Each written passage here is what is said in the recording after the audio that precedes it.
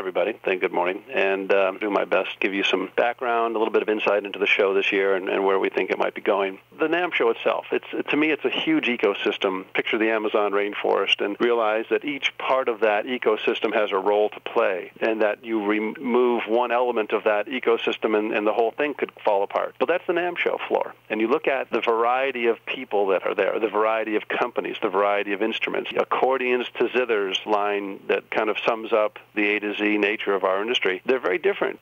A quick story, last May I was in Spain meeting with some high-end luthiers. These are custom builders of Spanish guitars. Sometimes these guitar builders will make 10 instruments a year. They're beautiful. They sound wonderful. They'll be played by not only our kids probably, but maybe our great-grandchildren. They will last. Obsolescence will be measured in generations. The next day I was in Germany and I went to Sennheiser, which was one of the most modern factories you could have ever imagined, making microphones that have recorded some of the most important voices in history, headphones that are used by everyone around the world in a very modern factory.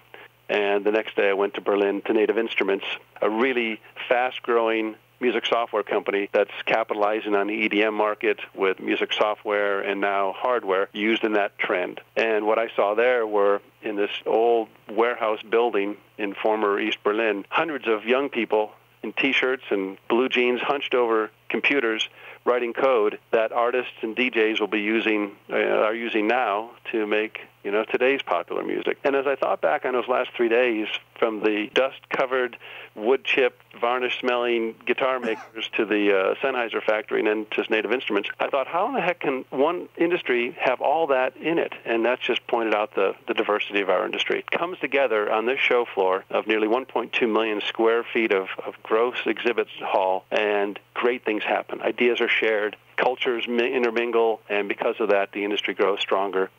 So some of the themes, obviously, are technology. I just touched on it, that we live in a very diverse ecosystem, but in some ways you could make two broad generalizations.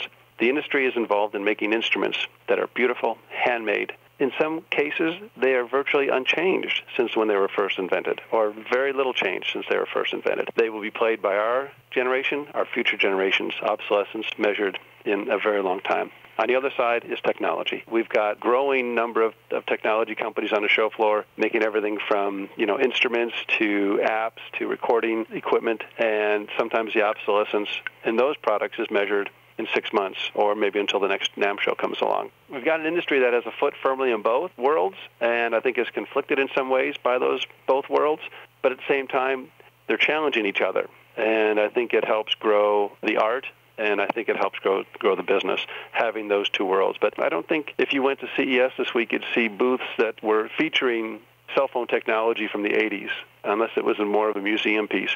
Yet we've got instruments that have changed very little in shape since the 50s. So I think we still live in a world where we value the old. In some cases, the old is more valuable than the new. So it's a very interesting industry. I think it makes us very different than others.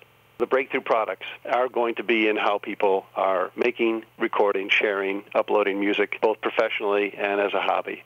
I think the mix of music and media, the mix of music used in all kinds of, from film to our own social media sites. We're using music and media just almost seamlessly. So I think that's a really interesting trend. You're seeing it at the show with one of our sponsors of the main stage, GoPro, a camera company. They seem to think that there's an opportunity in the music industry to have that merging come together, and they see our industry as a place where they want to grow. So I thought that was an interesting trend that we're seeing this year. On the show itself, growth has resumed. Obviously, the recession was tough on all of us, our members and NAMM, but we have the largest show we've had in 5 years. We're growing in a number of new member companies coming, but also in new growth in categories, mostly in the technology, pro audio, live sound, and touring categories. We're trying to give all the tribes a number of good reasons to come, a robust trade show floor, a robust education track for music dealers, for the technology people, for music educators, and then social, concerts, networking events,